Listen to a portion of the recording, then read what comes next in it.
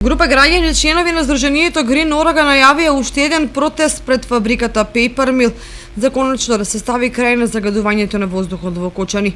Протестот е закажан за 22 август во 11 часот, а присутните задолжително да ги почитуваат мерките за заштита од COVID-19.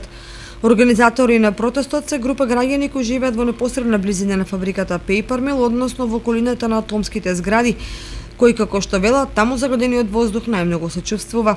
Според нив, фабриката треба да продолжи да користи метан, а не пелети за загревање на котелот, бидејќи поставениот филтер не дава резултати. Се сомневаат и во мерењата на акредитираната лабораторија, поради тоа што според нив се мерело кога фабриката работела со намален капацитет, па и добиените параметри за загадувањето се пониски од оние што би се добиле во друг работен ден. Со подетални конкретни информации околу протестот, организаторите ќе излезат во текот на следната недела.